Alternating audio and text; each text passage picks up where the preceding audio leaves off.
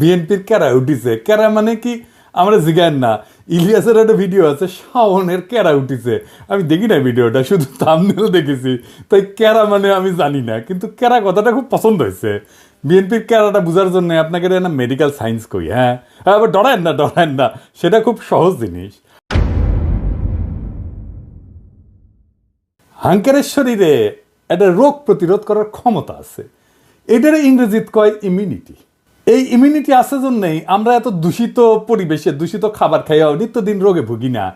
শরীরে ছোট ছোট যোদ্ধা কোষ আছে, শরীরে জীবাণু বা ভাইরাস ঢুকলে তারা জয় বাংলা করে দেয়। শুধু জীবাণু বা ভাইরাস না, আরেকজনের কিডনি, চোখের কর্নিয়া, আরেকজনের কলজিয়া আমার শরীরে যদি ট্রান্সপ্লান্ট করে ঢুকে দেয় না, করে তো তাই না, কিডনি নষ্ট হলে বই লাগে দেয় না আরেকজনের কিডনি, উঙ্কা তো সেটাও কলে খাইয়া দেয়। ওই যে একজনের কিডনি নষ্ট হলে আরেকজনের কিডনি নিয়ে লেগে দেয় না আরেকজনের শরীরে, এটা কয় ট্রান্সপ্লান্ট আর কি। তো ওই ট্রান্সপ্লান্ট করলে না ওই যোদ্ধা কোষ খাইয়া দেয় কলে, বুঝছাও, ওই যে যেটা ট্রান্সপ্লান্ট করছে, যেটা ঢুকাইছে, সেই জন্য ট্রান্সপ্লান্ট করার পরে মেলা ওষুধ খেতে হয় ওই যোদ্ধা কোষগুলোকে থেমে রাখার জন্যে, চেপে রাখার জন্যে। তো ওই যোদ্ধা কোষের কেরা হইলে নিজের শরীরের উপরে নিজেই ঝেপে পড়ে, তার মানে শরীরের এই চামড়া মনে হয় তার নিজের চামড়া না, এটা অন্যের চামড়া, ব্যাস তাহলে শেষ, শরীরে সোরেসিস হবে। এটা ছবি দেখে দেন, দেখিছেন কি বিচ্ছিরি অবস্থা, এটা করলে কোনো সোয়াসের রোগ না, ওই যে কেরা হয়েছে, বুঝছাও, রিউমাটয়েড আর্থ্রাইটিস মানে বাতের মতো আর কি। তো এটাও কেরা, হাত হুত বেঁকে বুকে যায়, ব্যথা তো আছেই, ছবি দেখান এডিটর সাহেব। তারপরে টাইপ 1 ডায়াবেটিস, ডায়াবেটিস কলে দুই ধরনের, টাইপ 1 আর টাইপ 2। হ্যাঁ, তো টাইপ 1 মানে যেটা জন্ম থেকে হয়, তো ছোটবেলাতে হয়, এটাও কলে ওই কেরা রোগ, বুঝেছেন। তো এটা ডাক্তারি ভাষায় কয় অটো ইমিউন ডিজিজ। আমি যদি ডাক্তারি বই লিখলামিনি তাহলে এই রোগ রে লিখলামিনি নিজের নিজেই মারে, এত খারাপ কথা কেঁকে করে লেখা যায়, তাই কেরা রোগ লিখলামিনি কেরা। ইনকা কেরা হয়েছে বিএনপি, ওই নিজের দলের ইতিহাস ঐতিহ্য অবদান, এমনকি জিয়া খালেদার সিলসিলার বিরুদ্ধে দাঁড়াইছে। কেমনে দাঁড়াইছে আসেন দেখি। জিয়াউর রহমান বাংলাদেশের রাজনীতিতে কয়েকটা বেসিক মৌলিক কন্ট্রিবিউশন আছে, অবদান আছে। কি কি? 1 নাম্বার, তিনি বাকশালী শাসন থেকে গণতান্ত্রিক ব্যবস্থা উত্তরণ ঘটাইছিলেন। এর ইন্টারেস্টিং ব্যাপার হইতেছে যে বাংলাদেশই পৃথিবীর ইতিহাসে প্রথম এবং একমাত্র দেশ যা মার্শাল ল অধ্যাদেশ দিয়ে গণতন্ত্রের উত্তরণ ঘটেছিল। আমরা এই প্রসঙ্গে পরে আসবো, কারণ বিএনপির কর্মীদের জানা উচিত যে তাদের নেতারা দলের আদর্শ নীতি উদ্দেশ্যের সাথে কি বিপুল প্রতারণা কইরা দলটারে ধ্বংস করিচ্ছে। 2 নাম্বার, জিয়াই বাংলাদেশের নাগরিকদের প্রথম পলিটিক্যাল আইডেন্টিটি দিচ্ছেন। পলিটিক্যাল আইডেন্টিটি খুব গুরুত্বপূর্ণ একটা জাতির জন্য, একটা দেশের জন্য, রাজনৈতিক জনগোষ্ঠী হিসেবে গড়ে ওঠার জন্য। আমার জনগণ কোথায় ভারতীয় জনগণের চাইতে আলাদা, আমরা কিভাবে পশ্চিমবঙ্গের বাংলাভাষী বাঙালির চাইতে আলাদা, এইটা 72-এর সংবিধানে ছিল না। এটা জিয়ার খুবই মৌলিক কন্ট্রিবিউশন। 72-এর সংবিধানে আমরা বাঙালি জাতি, বাংলাদেশের সকল নাগরিকের জাতিসত্তা বাঙালি। আমরা কি সবাই বাঙালি? ইন্ডিয়া মুক্তিযুদ্ধের সময় পোস্টার করে দিছিল যে বাংলার হিন্দু, বাংলার বৌদ্ধ, বাংলার খ্রিস্টান, বাংলার মুসলমান, আমরা সবাই বাঙালি না। আমরা সবাই বাঙালি না। বাংলাদেশের স্বীকৃত 50টা নৃগোষ্ঠী আছে, চাকমা, মারমা, সাঁওতাল, গারো, ত্রিপুরা, বম, মুড়ো, হাজং, খাসিয়া, আছে না? আমাদের এই ছোট দেশে 47টা ভাষা আছে, কি বিপুল বৈচিত্র্য আছে, সবাইকে আপনি বাদ দিয়ে দিবেন বাঙালি কয়া? এই যে ইনক্লুশন, সবাইকে নিয়ে আসা, এটা কে করেছে? জিয়া করেছে, আমাদের বাংলাদেশি জাতি পরিচয় দান কইরা। 3 নাম্বার, বাংলাদেশকে পদানত রাখার ভারতীয় বয়ান মুজিববাদ, যা এই 72-এর সংবিধানের রাষ্ট্রীয় মূলনীতি 4টা: গণতন্ত্র, সমাজতন্ত্র, ধর্মনিরপেক্ষতা, বাঙালি জাতীয়তাবাদকে জয় বাংলা করে দিছিল জিয়াউর রহমান। ধর্মনিরপেক্ষতাকে প্রতিস্থাপন করেছিল পরম করুণাময় আল্লাহর উপর পূর্ণ আস্থা এবং বিশ্বাস দিয়া। সংবিধানে বিসমিল্লাহির রহমানির রহিম যুক্ত করেছিল। আমি এক এক করে দেখাচ্ছি কি কি করেছিল। সংবিধানের প্রস্তাবনার প্রারম্ভে বিসমিল্লাহির রহমানির রহিম তো সংযোজন করেছিলেন। রাষ্ট্র পরিচালনার মূলনীতি হিসেবে 8-এর 1-এর ক অনুচ্ছেদে লিখেছিলেন, সর্বশক্তিমান আল্লাহর উপরে পূর্ণ আস্থা এবং বিশ্বাসী হইবে যাবতীয় কার্যাবলীর ভিত্তি। 8-এর ক অনুচ্ছেদের আর এক রাষ্ট্রীয় মূলনীতি সমাজতন্ত্রের পরিবর্তে লিখেছিলেন, অর্থনৈতিক এবং সামাজিক ন্যায় বিচার অর্থে সমাজতন্ত্র। 25-এর 2 অনুচ্ছেদে রাষ্ট্র ইসলামী সংহতির ভিত্তিতে মুসলিম দেশগুলোর মধ্যে ভ্রাতৃত্ব সম্পর্ক সংহত, সংরক্ষণ এবং জোরদার করিতে সচেষ্ট হইবেন, এই মর্মে নতুন অনুচ্ছেদ সংযোজন করেছিলেন। ধর্মভিত্তিক রাজনৈতিক দল গঠনের উপরে সাংবিধানিক বাধা অপসারণ করেছিলেন। একদলীয় বাকশাল ব্যবস্থা বাতিল করেছিলেন এবং সুপ্রিম কোর্টের একটা মৌলিক এখতিয়ার পুনর্বলবৎ করছিলেন। এই সুপ্রিম কোর্টের মৌলিক এখতিয়ার কি, যা জিয়া আবার বলবৎ করেছিলেন? কি সেটা? খুবই গুরুত্বপূর্ণ, আসেন এরা বুঝে দেখি। এটা বুঝতে হইলে বাকশালের দুইটা জিনিস ভালো করে বুঝতে হবে। বাংলাদেশ নামের যে রাষ্ট্র 1971 তৈরি হয়েছিল, সেই রাষ্ট্রটাকে কার্যত ধ্বংস করে দেয় বাকশাল। বাকশাল কিভাবে মুক্তিযুদ্ধের মধ্যে দিয়ে গঠিত রাষ্ট্রকে ধ্বংস করেছিল? দুইভাবে। এক, বাকশাল যে আইনে হয়, সেই চতুর্থ সংশোধনী আইন 1975 সংবিধানের অনুচ্ছেদ 11 সংশোধন করে বলা হয়েছিল ইংরেজিত, এটা ইংরেজিত যেতে কইছে তাই ঠিকই কইছে, তাই না? এটা বাংলা করলে দাঁড়ায়, সংশোধনের আগে সংবিধানের অনুচ্ছেদে 11তে লেখা ছিল যে প্রশাসনের সর্বস্তরে জনগণের নির্বাচিত প্রতিনিধিদের মাধ্যমে জনগণের অংশগ্রহণের কথা বলা ছিল। এটা বাতিল করে দেওয়া হলো। অর্থাৎ রাজনৈতিক নেতৃত্ব বা সোজা বাংলায় শাসক নির্বাচনের ক্ষমতা আর রাষ্ট্রীয় কাজে রাজনৈতিক জনগোষ্ঠী হিসেবে জনগণের অংশ নেওয়ার ক্ষমতাই থাকলো না। এই কাজটাই করেছিল হাসিনা, বিনা ভোট, নৈশ ভোট, দামি ভোট কইরা।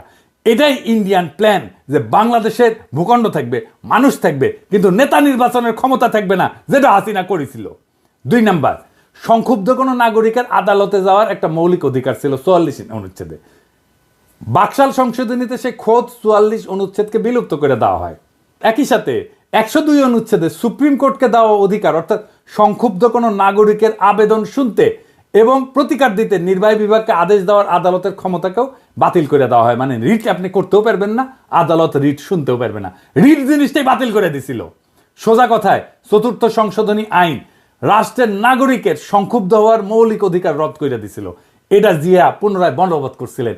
এইটা আদালতের একটা মৌলিক ক্ষমতা, রিট গ্রহণ করার ক্ষমতা, রিট শোনার ক্ষমতা। এই বৈপ্লবিক পরিবর্তনটা সংবিধানে ছিল কিভাবে? 5ম সংশোধনীর মাধ্যমে। এই যে যা যা জিয়া করছিল রাষ্ট্র গঠনের ক্ষেত্রে, তাই 5ম সংশোধনী। শুধু তাই না, জিয়ার শাসনের বৈধতা ছিল 5ম সংশোধনী। সেই 5ম সংশোধনী ছিল আওয়ামী লীগ সিপিবির গলার কাটা। তাই এইটার একটা ব্যবস্থা করেছে কিভাবে? এটা বাদ দিতে পারলেই অবিকৃত বাকশাল ফিরে আসে। এটাই ছিল আওয়ামী লীগ সিপিবির প্রজেক্ট। ইনফ্যাক্ট এটা ইন্ডিয়ান প্রজেক্ট। 5ম সংশোধনী বাদ দিয়া দেয় হাসিনা আদালতের রায়। ওইটা মুন সিনেমা হলের মালিকানার রায়ের মধ্যে সামে 5ম সংশোধনী বাতিল করে দেয় হাসিনা। ফলে জিয়ার শাসন আইনত বাংলাদেশে এখনো অবৈধ। বিএনপি যদি জিয়ার সংবিধান চাইতো, মানতাম। ওই জিয়ার সংবিধান থাকলে হাসিনার ফ্যাসিস্ট শাসন চালু করতে পারতো না। জিয়ার সংবিধান হচ্ছে 5ম সংশোধনীর সংবিধান। সেইটা বিএনপি চায় না, চায় 72-এর সংবিধান। নিজের ইতিহাস, নিজের ঐতিহ্যের বিরুদ্ধে দাঁড়াইতেছে বিএনপি। বিএনপির কেরা উঠিছে, তাই নিজে দাঁড়াইতেছে জিয়ার বিরুদ্ধে। এইবার বলেন, এই বিএনপির তৃণমূলের কর্মীরা আপনাদের আবেগের সাথে, জিয়ার রাজনৈতিক উত্তরাধিকারের সাথে আজকের বিএনপি বেইমানি করছে কিনা আপনি বলেন? কার জন্য করছে এটা জিজ্ঞেস করেন আপনাদের নেতাকে। কার সাথে সে জিয়ার রাজনৈতিক ঐতিহ্যের বিরুদ্ধে দাঁড়ায় মুজিববাদী সংবিধান, 72-এর সংবিধান রক্ষার জন্য উঠা পড়া লাগছে? আমারে বলে আমি বিএনপি বিরোধী। হইতেই পারি বিএনপি বিরোধী, কিন্তু বিএনপি তো জিয়া বিরোধী হয়েছে। আমি তো জিয়া বিরোধী না। আসুক বিএনপির নেতারা আমার সাথে বাহাস করতে এই ইস্যুতে, তাদের জবাব দিতে হবে কেন তারা জিয়ার সংবিধানকে ত্যাগ কইরা মুজিববাদী সংবিধান রক্ষায় নামিছে। বিএনপির সাথে আমার শুধু না, আপামর বাংলাদেশের জনগণের বিরোধের জায়গাগুলো শুনে রাখেন। বিএনপি নেতারা শুনে রাখেন, বিএনপি কর্মীরাও শুনে রাখেন। 1 নাম্বার, বিএনপি আওয়ামী লীগকে ভোটে আনতে চায়, আমরা এটা চাই না। 2 নাম্বার, বিএনপি মুজিববাদী সংবিধানকে রক্ষা করতে চায়, আমরা এটা ছুঁইরা ফেলতে চাই। আমরা জিয়ার সংবিধান মাইনা নিতে রাজি আছি, কিন্তু কোনোভাবেই 72-এর মুজিববাদী সংবিধান মানব না। 3 নাম্বার, প্রথম আলো ডেইলি স্টারের পিঠ বাঁচাইতে আগায় আসা যাবে না। বিএনপি আগায় আসছে। প্রথম আলো ডেইলি স্টারের হোগা যারা চাটবে, তাদের সাথে কোনো পীড়িত নাই, তাদের সাথে ঐক্য অসম্ভব। 4 নাম্বার, বিএনপিকে ভারত প্রেম ছাড়তে হবে। বিএনপি ভারতের সাথে 2019 সালেও সম্পর্ক করতে গেছিল, পাত্তা দেয়নি ভারত। 15 অক্টোবর 2019-এ বিবিসিতে প্রকাশিত এক রিপোর্টে এভাবেই লেখা হয়েছিল কথাটা, দলটির পক্ষ থেকে গত কয়েক বছর ভারতের সাথে একটা ভালো সম্পর্ক তৈরির চেষ্টা অনেক সময় দৃশ্যমান হয়েছে। বিএনপির সিনিয়র কয়েকজন নেতা গত বছর মানে 2018 সালে ভারত সফরেও গিয়েছিলেন। তাদের সম্পর্ক তৈরির চেষ্টায় ভারত সেভাবে সাড়া দেয়নি। এমনকি বিএনপির একজন অতি গুরুত্বপূর্ণ নেতা প্রকাশ্যেই বলছেন বিএনপির রাজনীতিতে ভুল ছিল, মানে ভারত প্রশ্নের রাজনীতিতে ভুল ছিল। বিএনপির রাজনীতি ভুল ছিল, খালেদা জিয়ার রাজনীতি ভুল ছিল, জিয়ার রাজনীতি ভুল ছিল। এই আস্পর্ধা কোথায় পাইছিল সেই নেতা? আমরা তখনই বিএনপিকে এলাই ভাববো, সহযোদ্ধা ভাববো, যখন এই 4টা প্রশ্নে বিএনপি স্পষ্ট স্ট্যান্ড নেবে। এখানে পলিটিক্যাল স্ট্যান্ড নেওয়াই রাজনীতি, টেম্পু স্ট্যান্ড দখল করা রাজনীতি না। মৌলানা ভাসানী আওয়ামী লীগেরই নেতা ছিল। আওয়ামী লীগ তারা ওন করতে পারে নাই, তাই মাওলানা ভাসানী আওয়ামী বিরোধীদের আদর্শিক নেতা হয়েছে। আপনাদের ভাগ্যেও সেই ঘটনা ঘটতেছে। আপনারাও জিয়ার রাজনীতি ওন করতে পারতেছেন না। আগামীর বাংলাদেশ জিয়ার দেখানো পথে হাঁটবে। জিয়ার 19 দফার প্রথম দফাই হচ্ছে সর্বতভাবে দেশের স্বাধীনতা, অখণ্ডতা এবং সার্বভৌমত্ব রক্ষা করা।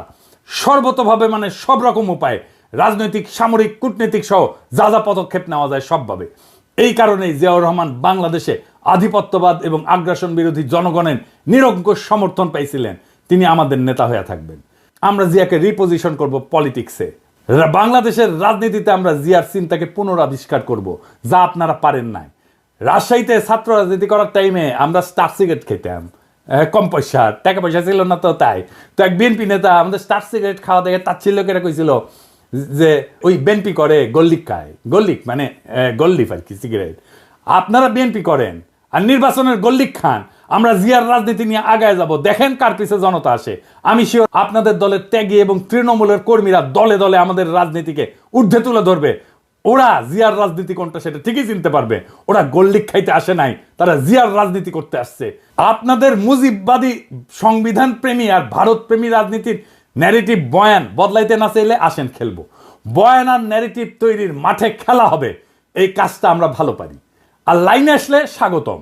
ভারতের আগ্রাসন মুক্ত, আওয়ামী বয়ান মুক্ত আগামীর বাংলাদেশ একসাথে গড়ব। চয়েস আপনার। ইনকিলাব জিন্দাবাদ।